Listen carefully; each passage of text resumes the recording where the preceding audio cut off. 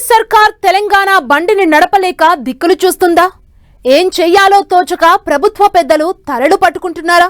తెలంగాణ సర్కార్కు ఆర్థిక కష్టాలు కొత్త తలనొప్పులు తెస్తున్నాయా? నిధుల కొరతతో అభివృద్ధికి అడ్డంకులు ఏర్పడుతున్నాయా అంటే అవుననే టాక్ వినిపిస్తోంది. ఏకంగా ఆర్థిక శాఖ మంత్రి ఎమ్మెల్యేలతో ఇటీవల చేసిన వ్యాఖ్యలు రాజకీయ వర్గాల్లో చర్చనీయాంశంగా మారాయి.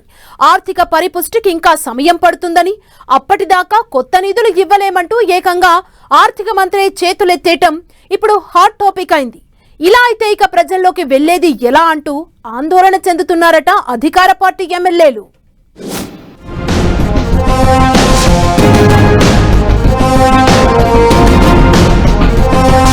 తెలంగాణ సర్కార్ పీకల్లోతు ఆర్థిక కష్టాల్లో ఉందా? ఖజానాలో పైసలు లేక దిక్కుతోచని పరిస్థితిలో ఉన్నారా? ఎమ్మెల్యేలతో మీటింగులో భట్టి కామెంట్స్ కు అర్థమేంటి? రాష్ట్ర ఆర్థిక పరిస్థితి గాడిన పడేదెప్పుడు? కాగ్ రిపోర్టుతో తేట తెల్లమైన సర్కార్ ఆర్థిక పరిస్థితి.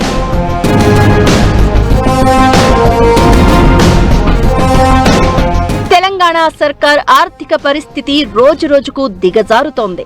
అవును, కంప్ట్రోలర్ అండ్ ఆడిటర్ జనరల్ ఇచ్చిన రిపోర్ట్ ఇదే స్పష్టం చేస్తోంది. లోటు బడ్జెట్ తో ఇబ్బందికర పరిస్థితులు ఉన్నట్లు కాగ్ స్పష్టం చేసింది. హామీల అమలుకు ఆర్థిక స్థితి అడ్డంకిగా మారుతోంది. ఎన్నికల ముందు కాంగ్రెస్ పార్టీ అనేక హామీలిస్తే వాటిని అమలు చేయడం ఇప్పుడు సర్కారుకు సవాలుగా మారింది.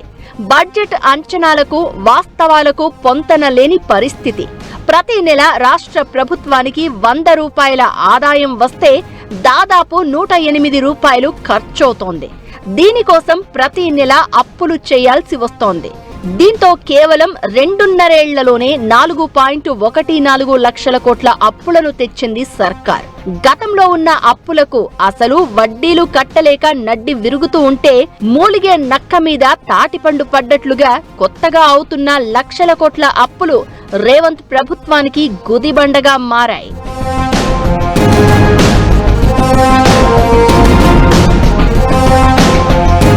అటు సంక్షేమాన్ని ఇటు అభివృద్ధిని పరుగులు పెట్టించాలని ముఖ్యమంత్రి రేవంత్ రెడ్డి ఆరాటపడుతూ ఉంటే రాష్ట్ర ఆర్థిక పరిస్థితి మాత్రం అగమ్య గోచరంగా మారుతోంది. దీంతో ఇచ్చిన హామీలను అమలు చేయడంతో పాటు కొత్త పనులు, ప్రాజెక్టులు, అభివృద్ధి కార్యక్రమాలకు శంకుస్థాపనలు చేస్తూ సర్కారు ముందుకు వెళ్తోంది.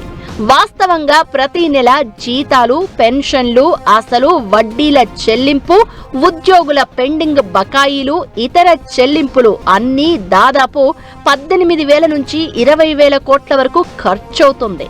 కానీ వాస్తవ రాబడి మాత్రం కేవలం 16 నుంచి 18,000 కోట్ల లోపే ఉంటుంది. అంటే దాదాపు ప్రతి నెల సగటున 2,250 కోట్ల లోటు సర్కారుకు సవాలుగా మారుతోంది. ప్రభుత్వం శక్తికి మించి కార్యక్రమాల అమలుకు, కొత్త అభివృద్ధి పనులను చేపట్టడం ఉట్టికెగరలేనమ్మా స్వర్గానికి నిచ్చెన వేసిందన్నట్లుగా తయారైంది పరిస్థితి.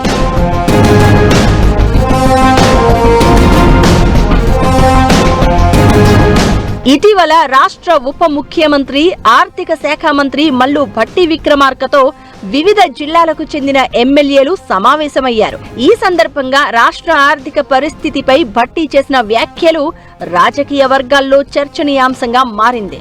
6 నెలలకో సంవత్సరానికో పరిస్థితి కుదుట పడుతుందని భట్టి తేల్చి చెప్పడంతో ఎమ్మెల్యేల గొంతులో పచ్చి వెలక్కాయ పడ్డట్లయింది.